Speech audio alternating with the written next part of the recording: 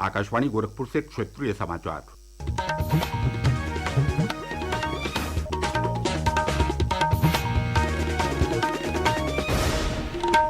नमस्कार। समाचार बुलेटिन के साथ मैं प्रमोद कुमार सिंह। मुख्यमंत्री योगी आदित्यनाथ ने आज प्रयागराज का दौरा किया। इस दौरान उन्होंने माघ मेला 2026 की तैयारियों की जानकारी ली और आवश्यक निर्देश दिए। श्री योगी ने मां गंगा की विधि विधान से पूजा अर्चना कर प्रदेशवासियों की सुख समृद्धि के लिए कामना की। साथ ही बड़े हनुमान जी का भी दर्शन पूजन किया। पत्रकारों से बातचीत करते हुए मुख्यमंत्री ने कहा कि माघ मेला के करीब 1.5 महीने के दौरान प्रयागराज में 12 से 15 करोड़ लोग संगम तट पर स्नान करेंगे, जिसमें कल्पवासी भी शामिल हैं। उन्होंने कहा कि माघ मेले में भी महाकुंभ 2025 जैसी ही सुविधाएं देने का प्रयास है। माघ मेला 2026 की तैयारी यहाँ पे प्रारंभ हो चुकी है। 2024 की तुलना में इसके दायरे को बढ़ाया गया है और चूंकि यहाँ की टीम के सामने 2025 के महाकुंभ का अनुभव है, जिसने पूरे देश और दुनिया के अंदर अपनी एक अमिट छाप छोड़ी थी और भारत की सनातन धर्म की परंपरा के प्रति लोगों के मन में एक नया उत्साह भरा था। इस बार माघ मेले की तैयारी के लिए भी उस प्रकार की व्यवस्था हम लोग देने का प्रयास कर रहे हैं। भारतीय मजदूर संघ ने 4 नई श्रम संहिताओं को लागू करने का स्वागत किया है। मजदूर संघ के राष्ट्रीय सचिव गिरीश आर्य ने कहा कि ये आज़ादी के बाद से श्रमिकों के पक्ष में किया गया सबसे बड़ा सुधार है। उन्होंने कहा कि इससे श्रमिक सशक्त होंगे और अनुपालन आसान होगा। भारतीय मजदूर संघ हृदय से उनका स्वागत करता है और माननीय प्रधानमंत्री का धन्यवाद करता है। अब जो लेबर लॉज थे पुराने थे, आज काम की दुनिया बदल रही है, तो यदि उन कानूनों पर ही हम रहते हैं तो आज जो गिग वर्कर है, प्लेटफॉर्म वर्कर है, ऐप वर्कर है, उसको कौन एड्रेस करेगा, कहां से उसके लिए प्रावधान आएंगे? इन कोर्ट्स में उनका सबका समाधान है। प्रदेश के अन्य मजदूर संगठनों और सिविल सोसाइटी के लोगों ने भी नई श्रम संहिताओं की सराहना की है।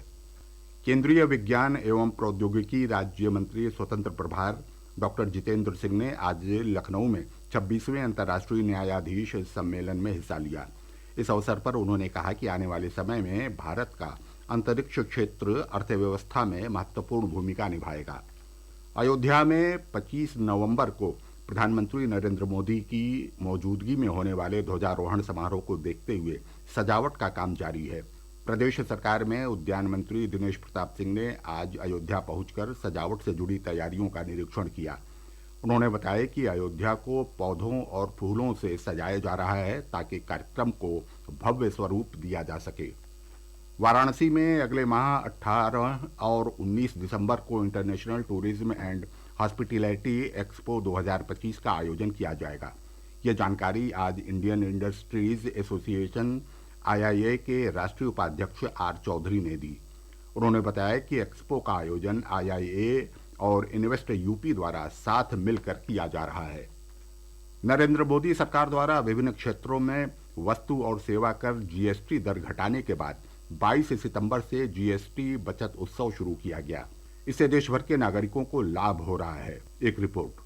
नए GST सुधारों से पर्यटन क्षेत्र में करों में बड़ी कटौती की गई है। प्रति रात 7,500 रुपए से कम कीमत वाले होटल के कमरों पर अब 12% के बजाय 5% कर लगाया जा रहा है। इस कमी से मध्यम वर्ग और बजट यात्रियों के लिए ठहरने की सुविधा और अधिक किफायती हो गई है। इसके साथ ही 10 से अधिक यात्रियों की बैठने की क्षमता वाली बसों पर भी अब GST को घटाकर 18% कर दिया है। इस कटौती से अर्ध शहरी और ग्रामीण मार्गों पर यात्रा करने वाले यात्रियों के लिए बस के किराए सस्ते हुए हैं। GST की दरों में कटौती से भारत के पर्यटन और सांस्कृतिक क्षेत्र को बढ़ावा मिला है। रिसु जायसवाल के साथ अनुपम मिश्र, आकाशवाणी समाचार, दिल्ली।